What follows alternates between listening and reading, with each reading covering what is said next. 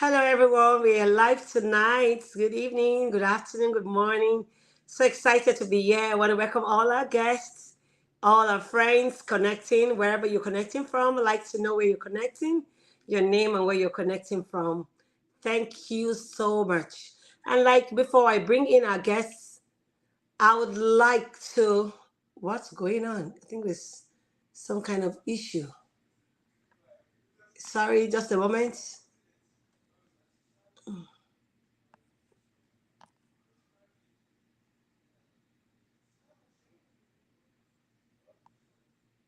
Sorry, I just had something came up. This is a technical glitch, but we will just go ahead.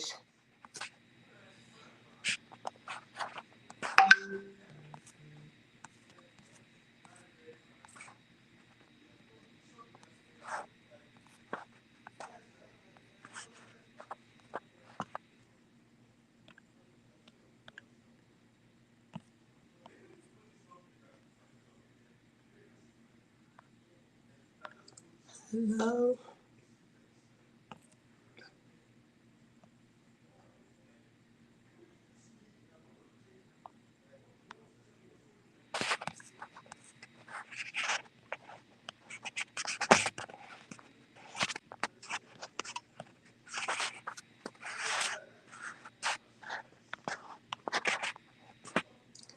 Yeah, we just go ahead. I think there's a bit of technical issues, and it's not showing on our Facebook page, but I think it's on YouTube. So we just go ahead. Welcome, everyone. Before we go into the show today, we have a special guest with us. Her name is Messina Felix. She'll be taking us on how to raise funds through grant writing, grant proposal. And but before I bring her on board, I'd like to introduce myself. My name is Sandra Uko. I'm a Maxwell Leadership Certified team member, speaker coach, and trainer. I'm a member of the Toastmaster. Your sales as part of over 20 years in the IT industry. I'm also a best-selling author. And today's show is the Money Matter Live. And I want you to get ready to be inspired. With us today, we have Messina Felix. But before I get her to speak with you, let us start by I'm the founder of Money Matters. We live rich, spread wealth. It's a talk show and a movement that's all about helping people live richer lives as a result of becoming their best versions by being financially literate. And that's it for now, but I want you to relax while I just bring her on board.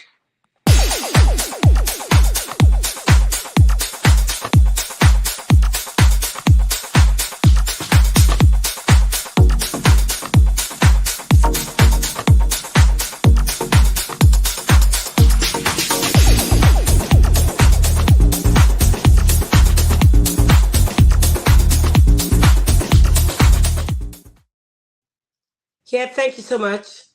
But Messina Felix is a licensed professional realtor in the state of Georgia, where she's been practicing since 2007. She's an accountant providing financial and tax services for over 35 years. She possesses an exceptional ability to interpret the laws of both professions in order to help her clients understand them better. She obtained a bachelor's degree in accounting and has been working in the corporate arena for various investment banks, including Solomon Smith Barney, now JP Morgan Chase, and on the Wall Street. Our quest for serving underprivileged communities prepared her to navigate from corporate America to the nonprofit sector, where she served in the capacity of the chief financial and controller of various organizations.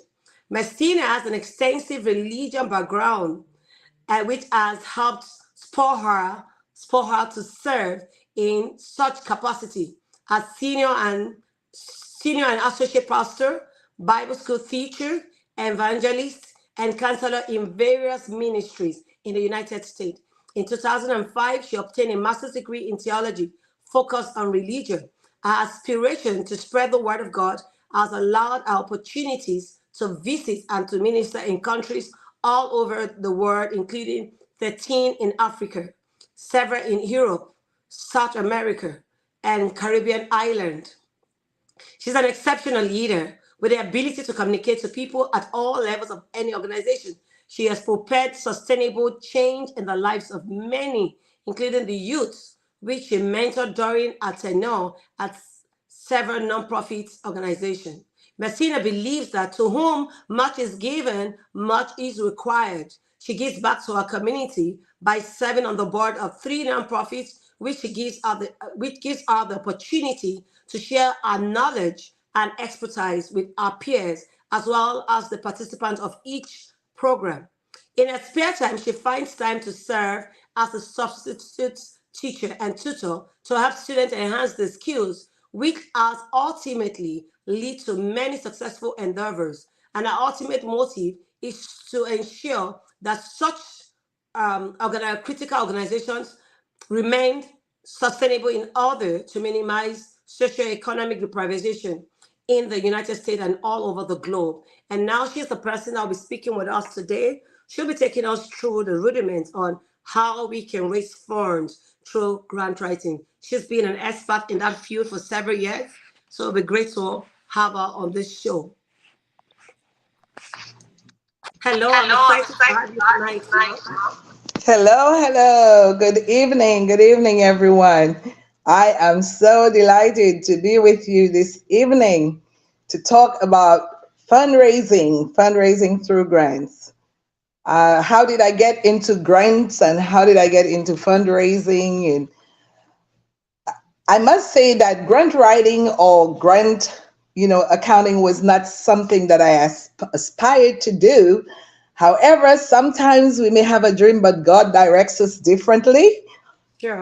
I my dream was to just do accounting, and somehow I fell into nonprofit. And even though I had learned minimal information about grant accounting, I happened to fall into a nonprofit organization where I learned all of the expertise that I will be talking about with you tonight. So, first of all, we just want to ask, what is grant? What is a grant? A grant is the way that the government and other entities fund our ideas and projects to provide services, and stimulate the economy. Usually, many of us come up with dreams. We have ideas, whether it is a new invention, whether it is, we see a need in our community and we really want to put into that community and help build our community. But the problem that many of us have, which thank you, Sandra, for developing and inventing such a program. I'm a person who always wanted to share my knowledge, and sometimes I share it locally. I've had the opportunity as well to share it during my organization over years. But I've always wanted this platform to especially give low income family who are seeking endeavors such as nonprofit organization to help them build, their funding and their business. So thank you. Messina, Thank you. can Yes. you Can move you to this move to this direction? direction? This one here. Yeah, you're So thank better. you. Better. Yes, thank Okay. you. Thank you for allowing me the opportunity to do so. I don't know why I'm swaying. Yes. So this is what a grant is. A grant usually is given to you and is not required to be paid back. So everybody should be saying hooray about that, because Yeah. when you get money that you don't have to pay back, that's exciting. What is the purpose of a grant? Well, previously I already gave you some information. It's usually used to support critical recovery. For instance, we can thank God for grants right now, because had it not been for those critical grants, COVID would still be around. But when our scientists decided that they had an idea to develop a vaccine for COVID, the government jumped right in, providing such critical financial support as a grant and gave it to them. So, therefore, they were able to do all the research needed to bring about a cure for COVID or a solution to COVID. So, this is what grants do. Now, generally, most grants, like I said, are not required to be paid back. That's a hallelujah time. What are some of the businesses that qualify for grants? And a lot of you may not know it and will be surprised, but there are grants for almost everyone on the planet. Okay, so Okay. small businesses are usually very much in demand. And many of you are struggling and you do not know that these financial resources are available to you, but there are grants for small businesses. Start up expansion business capitals as well. So anybody who's starting a business and you need funding, most of you, the most critical problem is finding capital resources to start your business. There are grants available to you to help start your business. If you're already an existing business and you desire to expand your business, there are also funding or grants available to you to help expand your business. The next sector is home business. Some people have their businesses at home and they think they are left out. No, you are not left out because there are also financial resources available to you. Women owned business, minority owned business is a very, very strong and demanding source that they are looking forward to you to send your applications and get these grants. They need minority business owners. You can go out there and apply for grant. I will further give you more information as to the sites that you can go to and find these grants. Next, we have nonprofit organization. Of course, this is one of the major sectors, so a lot of people are quite familiar with that. Then we have religious institutions such as churches and religious people who provide religious instructions. And we have charitable organizations like Goodwill, Salvation Army, who are people that the government, both the government and the public and private sector, will donate grants to. Now, next, we want to say, what are the different sources of grants available? First, we have the biggest funders, government. Government includes federal, who passes it down to the state passes to the city, and the city to the counties. So that's one of the major source of grant funding, the government. And we'll talk about that a little further down. Then we have foundation grants. What are foundations?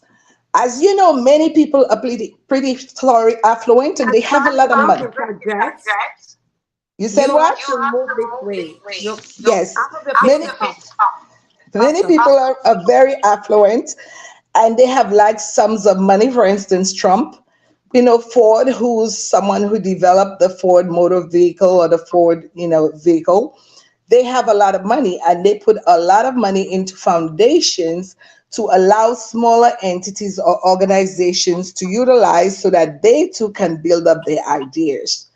These organizations also utilize these funds for themselves. Why do big entities form foundations? One of the main reasons too is they form this foundation so that they can give money out so that when they file their taxes, they get tax deductions for giving into smaller organizations.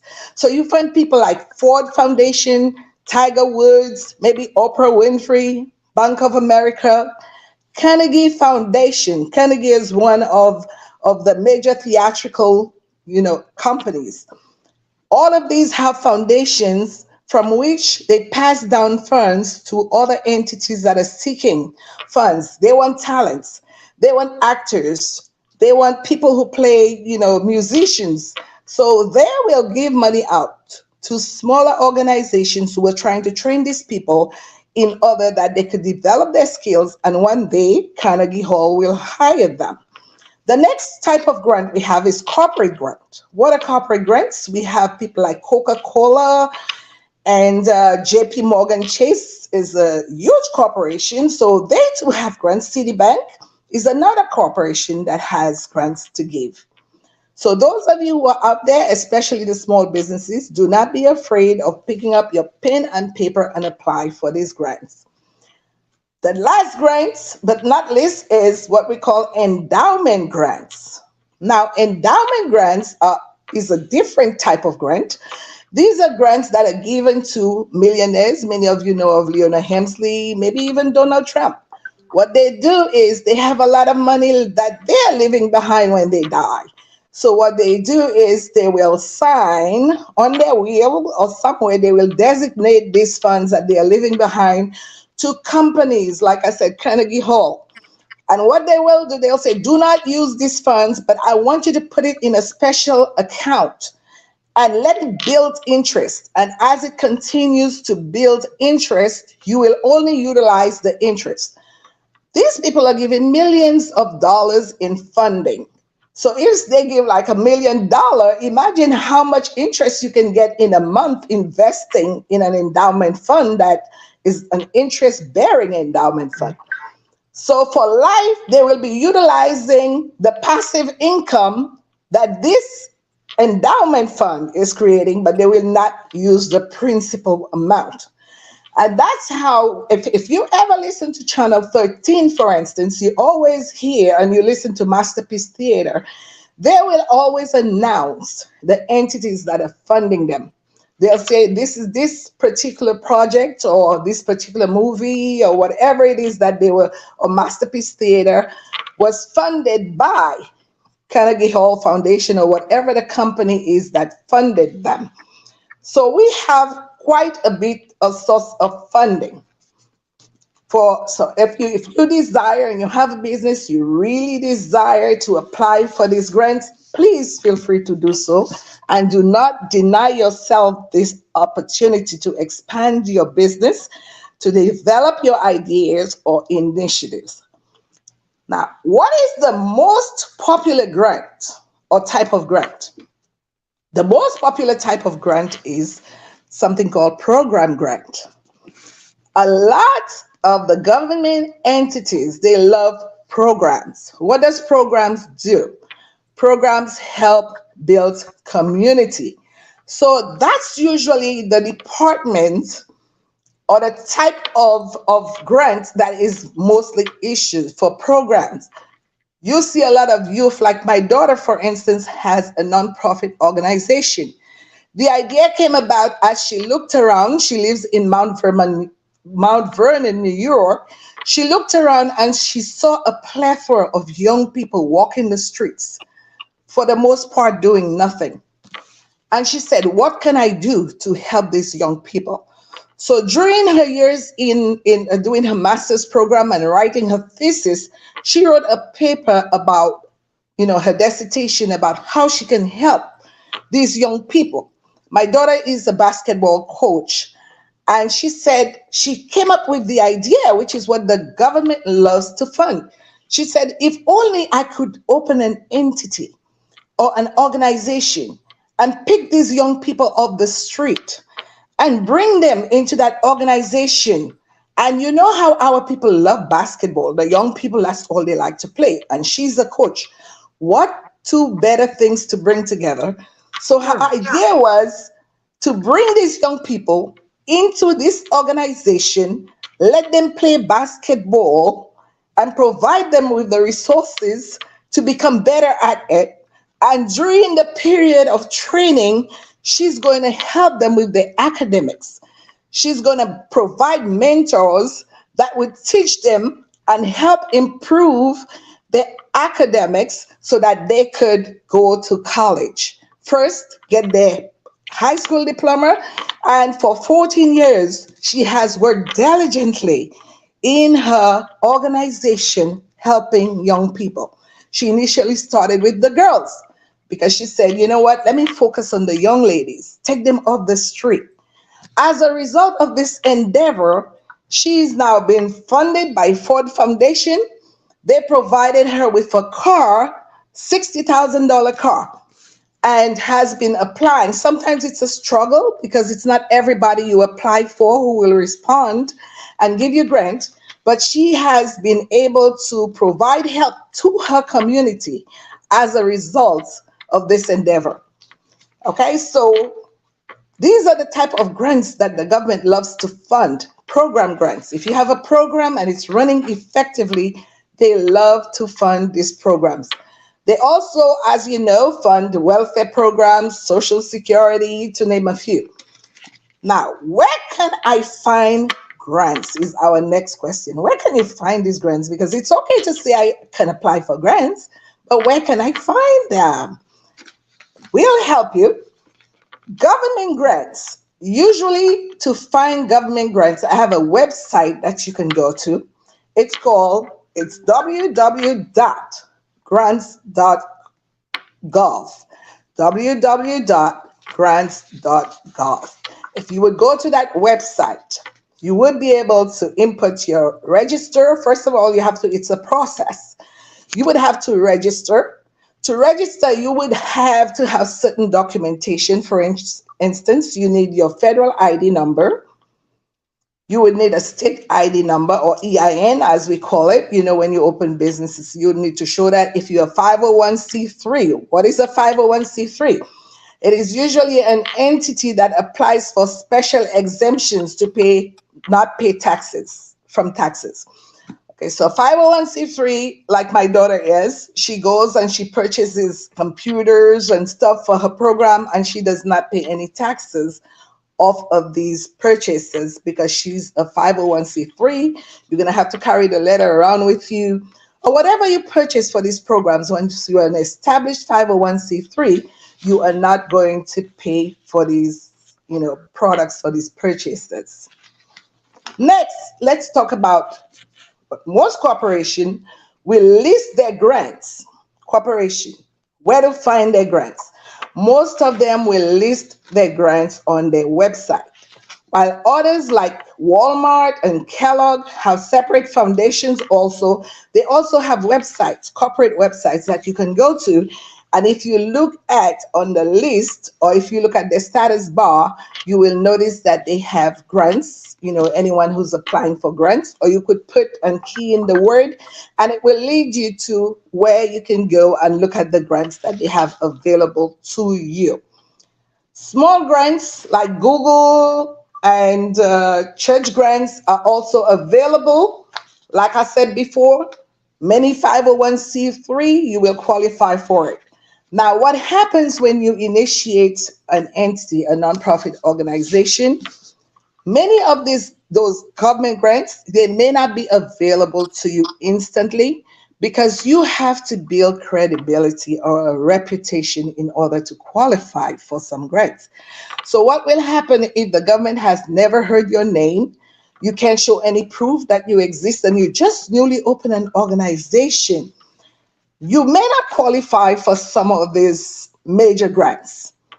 But what you can do is start applying for the minor grants that are available to you. And they will let you know what the qualifications are to be eligible to qualify for these grants. How hard is it to write or apply for a grant? Now, if you are applying, like I said, for a small grant, a corporate grant, sometimes foundation grants, which I've written many, sometimes they just ask me for a budget, and they may ask me for a program report detailing how many people I have in the program and what type of need I have. So these are usually pretty straightforward, simple. But we will get in depth about applying for those government grants. That's more intense. Okay, so how hard is it to apply for grants? Grant writing, or to write a grant, grant writing, especially government, tends to be hard because of the intricacies and the number of components involved. Let me tell you what it requires. First of all, to write a government grant, you have to be a strong writer. You must have strong writing skills. And you must be able to convince the reader that your organization or project addresses an urgent need. When I say being a strong or having strong writing skills, I know some of you do. Some of you write books, and some of you can read, and you can go on and write, because I love to write. But what I found out, writing grants, especially government grants, has certain technicalities, certain languages that must be implemented into your grant. So it's a totally different type of writing. I believe, Sandra, if you see the sample that we wrote, you can tell. There are ways that, the funder is expecting you to include certain words and certain terms, terminologies in the grant that you must learn. Now, in writing grants, you must have engaging writing styles. Like I said, there's a certain type of style that you write. It's not like just writing and, but does basic writing skills apply? Yes. Because organization, as we learned when we did writing classes during our college years, that would help you a lot if you already know how to write. It's just that you're going to have to learn the formats and the different types of skills required to complete the grant. When writing a government grant, you must be, you know how they say politically correct? You must be grammatically correct. Yeah. And we must say thank God for tools available to us. Even when you write and you're typing a basic, for instance, text, there's a corrector that comes on and lets you know when a word is spelled wrong. When you are writing grammatically incorrect, they will correct you. So we are at an advantage right now, the age. But when I started grant writing back in the days and doing vouchers, a lot of these tools were not available. True. So, yes. So you had to have, like me, that's how I started proofreading. I worked for a newspaper also. And when the writers were done, we had to literally sit and proofread these articles and whatever was going in the newspaper. Now you have the tools available right into Microsoft or whatever the software is, and they are going to correct you as you. The next thing is your organization. If you're applying for a government grant now, your organization must have an achievable goal. What is an achievable goal? You can't just go about and say to the government or in your writing, oh, like my daughter, I saw these young people on the street and I want to provide them an organization or a place where they can come to after school just to play basketball. That's not an achievable goal. If you say, I want them to learn how to better themselves or better their skills in basketball and ultimately help them academically to achieve their undergraduate studies, that's an endeavor. Okay? Achieving those academic skills will help them get jobs, which will ultimately help the economy. It will also help them become entrepreneurs where they will hire employees themselves. So a government grantor, the person who's reviewing your grant, sees such an endeavor. How could they not feel for that? Oh, wow. She's going to pour into the community, and these young people are going to become artists. They're going to become doctors. They're going to become one day lawyers. They'll achieve their academic degrees.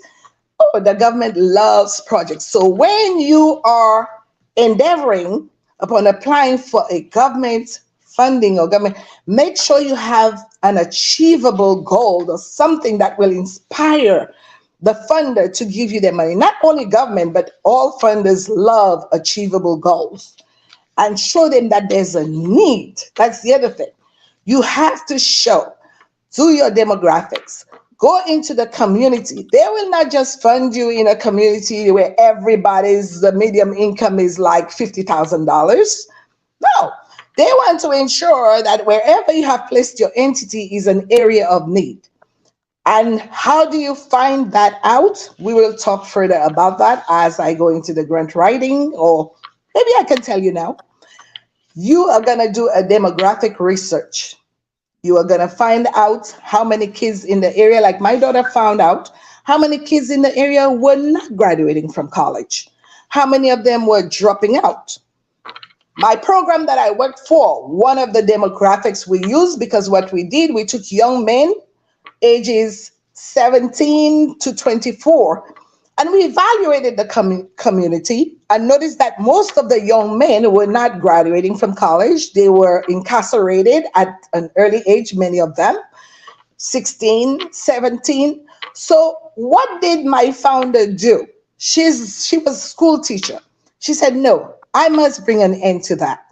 So she decided to initiate a program where these young men, even after they were incarcerated, we would pick them up from, there, put them into the program, help them get their GEDs because many of them were too old to go back to high school, and after which we would walk them to college. Many of these young, successful young men have come back to the program, given their testimonials about what the program has done for them, which ultimately helped them become business persons, career individuals. We also use their testimony to further help us receive grants. Because if you have something that's successful and the recipients are talking about it and telling their stories, why would the government not want to give you more money? Sure. They want to get people off the street. So what I would do, even I would go to Albany sometimes with about 20 of my young people. And we would go before the senators. And we would go before the big shots in all of the government entities. And we would bring the students. And these students were bold because they are so excited about the program. It's a great program. And they would start telling these senators, we brought them to Washington, D.C. I went to a lot of places as a result of working for this nonprofit. If you see on my Facebook, you'll see me with Senator Christian Gillibrand. She was the senator of New York, and I was chosen to give her an award for helping us get some grants that we had applied for, a thank you award. But we would often take some of these young people to give their testimonials to these key people. And they would share, and the senators would be so impressed to see how successfully we run this program. So that's what you do. But before you get to that stage, you have to ensure that you build a sustainable program. What other means besides government grants can you use to help build your program? I gave you foundation grants, I gave you corporate grants. But before you get to that stage sometimes, let me tell you how you start a nonprofit program. There are other funds that you can attain if you do not have government grants, government funding. Let me interject that when you open a nonprofit, like I have said before, many people may not know you. So they may not be apt to giving you money. Sure. But one thing you can do, most of you use your own funds. Most of you donate your own time. How do you build credibility? Whatever time you put into that organization, you put it into your general ledger. Many of you have a very fortunate to get volunteers. Volunteers is what runs nonprofit. Do not overlook the value of your volunteers. These volunteers, as they give you their time, every hour that they give you is money and resources that they're generating into your company. It's revenue. So what you do is, if somebody decides to volunteer or you decide to hire a volunteer to assist you in your program or your administrative, you put a value to every hour that person gives you. So for instance, Sandra's time is worth, Sandra works for $45 an hour. She's now working for her new organization for $45 an hour because that's what her time is worth. So if you put 40 hours a week times 45, how much is that? You are going to put it as what is called donated services. You're going to put it as donated services because you're donating this service, even though you think it's for free to the organization. It's not for free because not only are you donating time, but you are donating your expertise. And there's a value on that.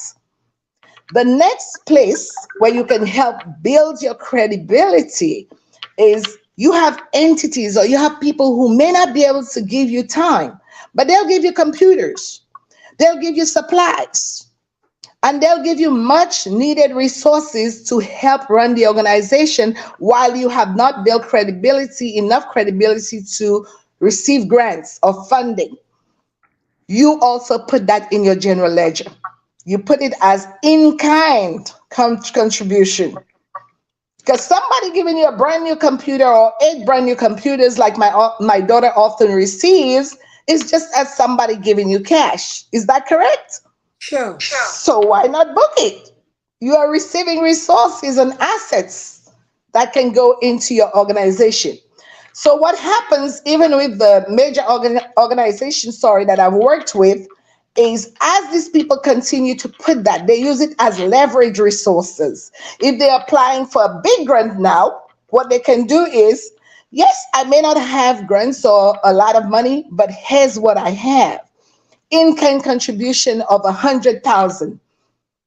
I have donated services from 4 volunteers who are helping my organization. When the government or other funders see how people are putting into your organization, but you got to record these things. You got to record these things. You got to record every student that you are serving in your program so you could show your success. These are the things that make you eligible and qualified for grants.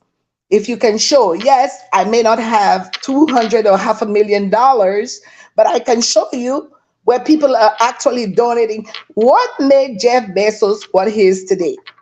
What made the Amazon icon what he is today? He came up with an idea. He asked for investors. Many people were reluctant and they didn't give him money. But guess what? Some people were smart enough to see the vision afar off. And they put into Amazon and they put into Amazon. Every volunteer that puts into your organization is a worthy source. You Mm. book it, you make sure you record it. So when you are feel qualified and eligible to apply for that major grant, you are going to show all of that. Now, let me tell you something about government grants and major grants. Government grants, like I said, they are very programmatic. They love to cover programs. If you have any administrative staffs like your executive director, your financial department, they're not too caring. They only cover like 25% of the grant. For instance, if they give you $1 million grant, many of them will only cover 25% of your administrative costs and basically tell you go find the rest. You are going to have to find other resources or other means of raising funds to come up with these other resources. What are your other means of raising funds? I can speak from my experience, so I'll use a lot of these analogies and examples. One of the means of raising funds, don't be afraid. My daughter has one every year. My organization used to have it every year. They give a fundraising event. And you would be surprised to know where your community leaders who now know what you are doing, even though on a small scale, but that's how you invite them and you build rapport in the community. And these resources or these events, like a fundraising event, which I just gave as a board member for one of my entities where I'm a board member, what I did was I said, let me sponsor it. It was COVID. I said, but you know what? I'll get everybody online. We'll get some speakers and we'll do a Zoom because we needed cash. It was just one evening and a short notice. We raised almost $3,000. We were starting off. That was good. It was not huge, but it was good. So every year you give that gala, as we call it, and that can help generate at least $15,000 to $20,000. The other place and the other resource that you can use is your board members. Sometimes your board members may not give financial contribution, but they too will give expertise. For instance, on most boards, you have a financial person, a person who's very strong with financial, talents. They might say, okay, I won't be able to give you cash, but I am a financial person and I can go into the organization and evaluate your books or ensure that the books are being properly maintained. That's an asset. That's a contribution to your organization. Now, the other good and great sector that you can tap into is I had an organization that needed resources to finance their administrative costs. So the executive director came up with a fabulous idea. Let's open an after school program. And in that after school program, which many parents needed, we are going to charge a fee to the parents. Many, because they live in a very indigent community, many of the parents qualify for government grants. However, the government grants would qualify you on the basis of income. So some parents made enough income that they didn't get a full grant, but they would have to pay cash. So whatever grant was given for that parent, but the cash that came in, that nonprofit organization was able to utilize it into the organization to pay for the administrative costs. Why? Most government grants that you apply for, especially the huge federal grants, they are called restricted funds. What are restricted funds? Restricted funds are funds that will be given to you by the federal, city, or state government, but you can only use it as they instruct you to. There is no flexibility. If they say this is a program grant and I only want you to use it for program development, that's how you have to use it. I will tell you about more of the disadvantages of having these government grants. They are good sources of funding, but they are often so restricted that you will find out that there is very minimal things that you can expense them on. So as a result, you have to develop multiple streams of income, okay, in order to survive as a nonprofit Before you go organization. further, let's take a water Yes. break. Are you Okay. thinking of how to publish your book on Amazon or how to get your published book to become an Amazon bestseller book? Dip Insight Books is the perfect in-between solution in transforming your ideas into a book. We can help you with all the complicated parts of publishing, such as process TO transformation. What we do: full manuscript evaluation, receive quality assurance edit, full copy edit and final proofread to remove spelling and grammar mistakes, oversee your cover design, create your interior layout, publish and distribute your book, lock down your marketing strategy. Ghostwriting, where there is no manuscript. Our goal is to help you publish your book promptly. Contact us today at 404-740-9091. Email us at info@dipinsightworld.com. To start the submission process, check us out at www.books.dipinsightworld.com and submit your details. You can visit our Facebook page at Dip Insight World. So welcome back. How much more time do we have? We have like 15 minutes.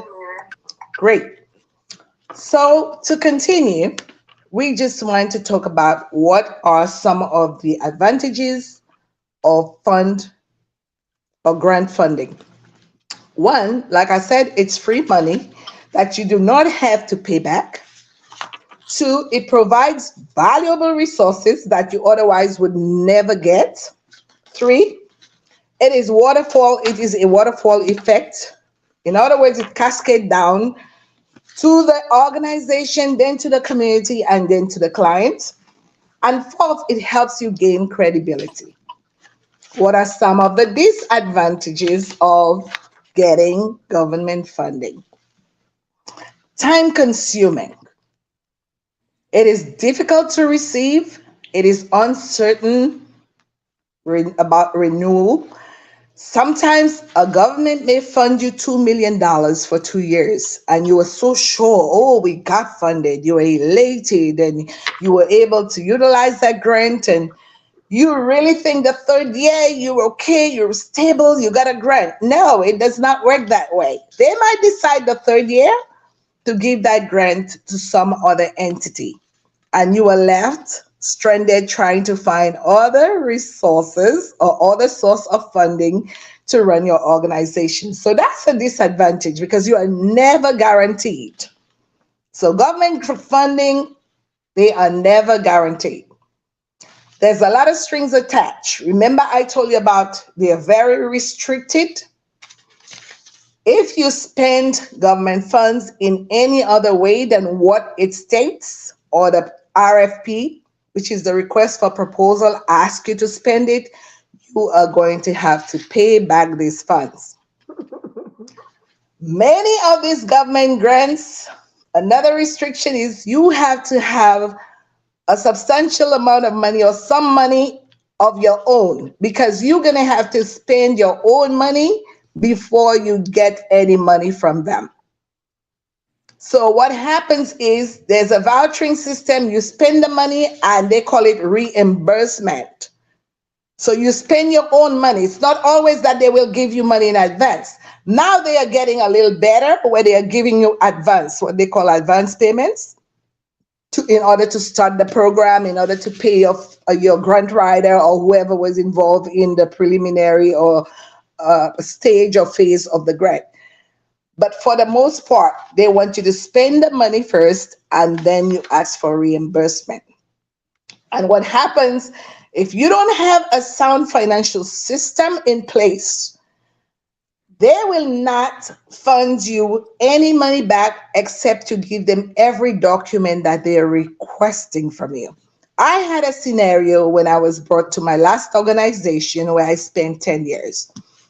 When I initially started with the entity, they were getting ready to literally close the door and shut the door because they could not get any funds. They had all these expenses and bills to pay. They couldn't even pay the employees. Why? Because they were reluctant about bringing in a very solid financial person. They got this big grant called Department of Labor grant from the government, and they did not hire the resources required or needed to maintain the grant. Getting the grant is one thing. Maintaining the grant is another sector within itself. So when you first get that grant, yes, you're going to rejoice, but you have to have the right staff in your program department to ensure that the programs are running effectively because the government is going to come in at least every quarter to audit you.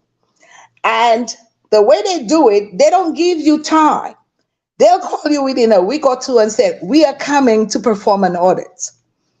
So therefore, if you didn't have your financials, if you didn't have your programs running effectively, they call it site visits, where they'll come on site themselves to see how the program, sometimes they'll come unannounced to see if you're, because remember, these funds that they're allowing you to expense are from the taxpayer. And if you know about taxpayers, how they complain about how their money is spent and they monitor their funds, you would know that if the government is giving you taxpayers' dollars, you better know and be on your P's and Q's as to how you maintain and manage these funds. So back to the story I was telling, they did not manage the funds properly.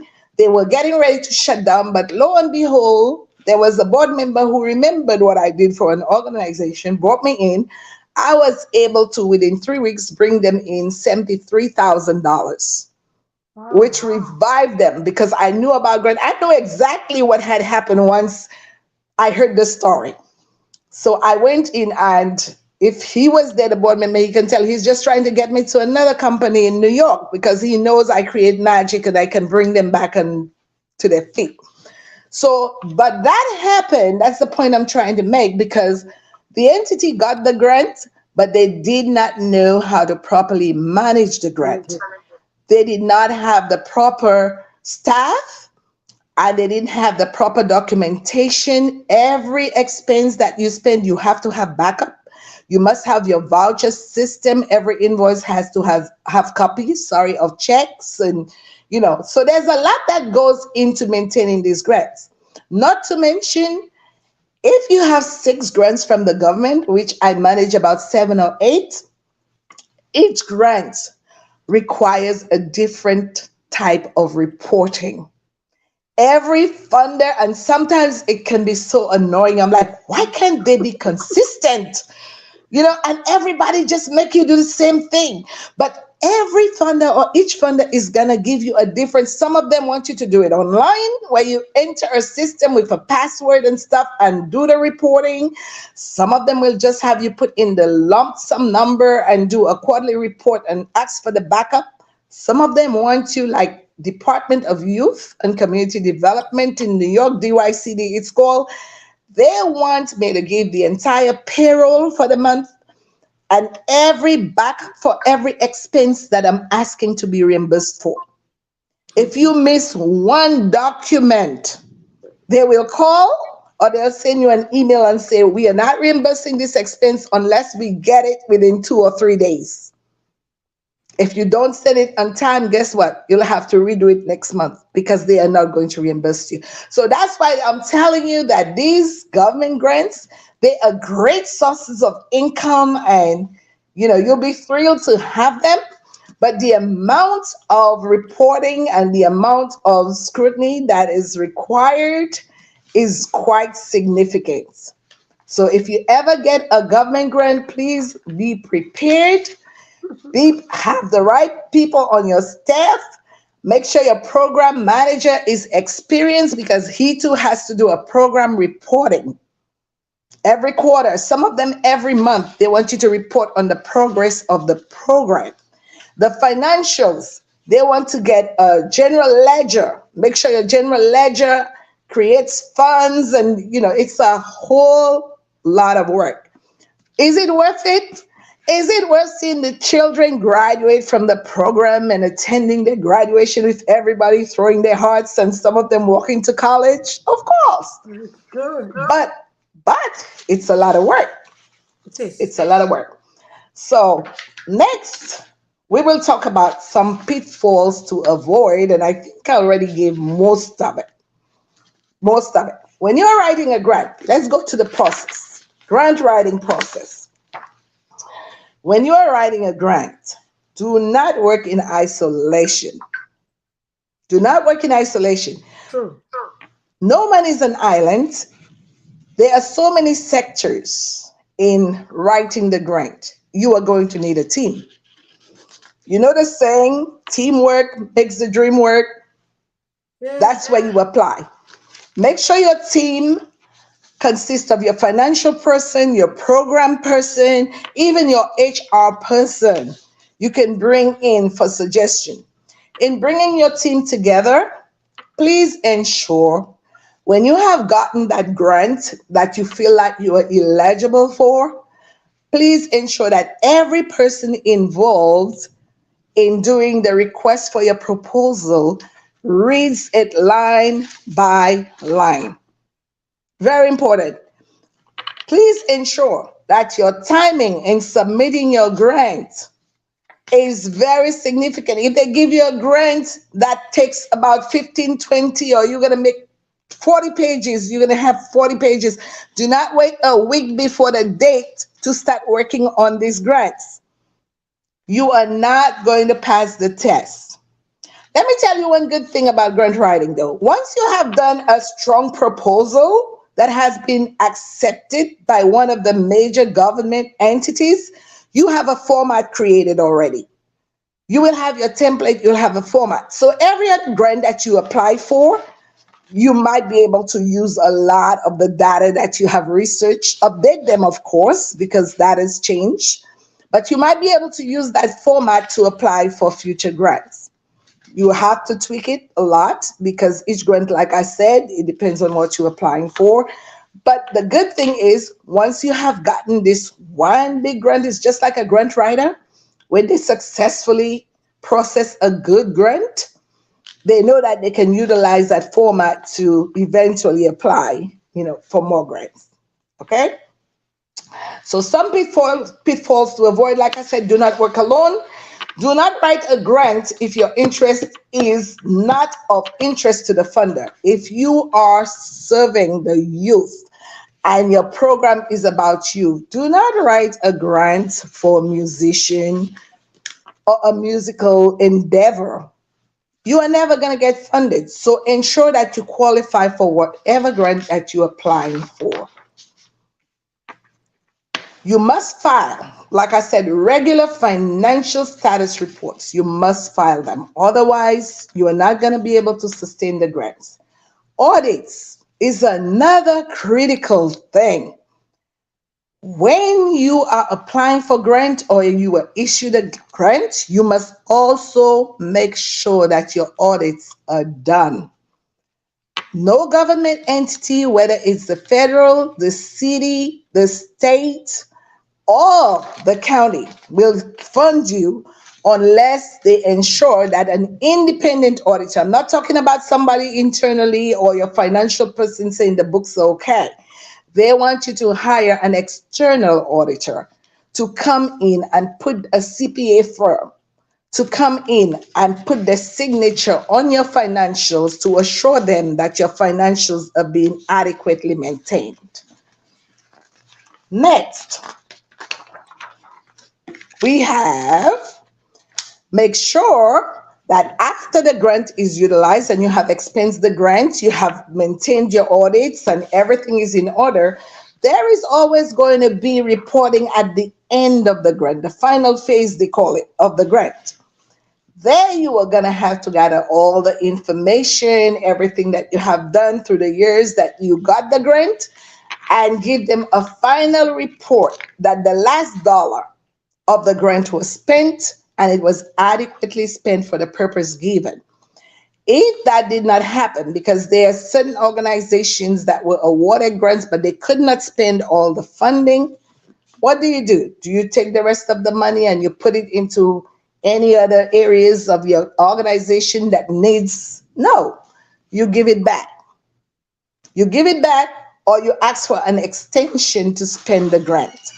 So therefore, if you are unable to spend all of that money, the $2 million they give you and the 2 years is up, you are going to have to refund or give the fund back to the government. Okay, now let's talk about writing our grants. And then we will conclude with that. This has been an exciting session. You said We what? might not be able to take that. We've done Go a ahead, lot. go ahead. We might I come for didn't a hear. part two. You said what? We might have to come for a part two. Yes, yes, I was just looking and I said it's a lot. So Yeah, if it you want is us a to lot. continue how you should write the grant, the components and Okay. details, Okay, that's going to components. be, yes, Okay, yes, yes. that will be part two. I may bring you up again in August or September. Okay, wonderful, because that's quite a bit of information It's so too. You're gonna, loaded. It's so loaded. yes, we're Thank gonna you go so step much. by step how to write the grant and the components I would. that I you would. and everything you need, the backup documentation in grant writing. It's been so exciting. I want to say thank you. I wish we could continue, but some people That's slate in okay. some other countries. Those of our friends connecting. So we might have to just, wrap it up in the next 2 minutes. So I want to check if there's any comments, any questions. So should you want, okay, okay. There are actually no questions, but I want to say it's loaded, so mind blowing for me, and I'm sure for our viewers too who are online. So I want to thank you for making that time out of your busy schedule. I also want to thank our viewers who are online. Thank you so much. Some of the things I got is there are several grants and there are money you don't want to lose out. You want to get it. So why not write and reach out to get this grant? This is free money. But not all money you can spend without giving an account. For the government one, like you rightly said, there's a lot of work attached to it. So you must define as a definition of what you want to spend it for. Thank you so much, our guest, Messina. Thank you so much for making our time to join us and taking us on the coaching session. I think I would have to call you for part two. I'll check your availability and see when we can bring you on board again. Thank you for allowing me the opportunity to expound on that. I hope someone has gained some information that will help benefit them in the future. Yeah, but before we go, I want to share a contact and perhaps viewers might want to reach out to you. I will leave a contact details, an email so you can reach out to her. Or perhaps if you can get through to her, you can get through to me. These are our details.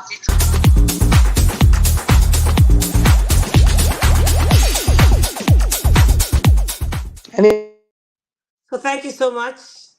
Our I'll viewers, be and thank you. available. You have a blessed evening. You too.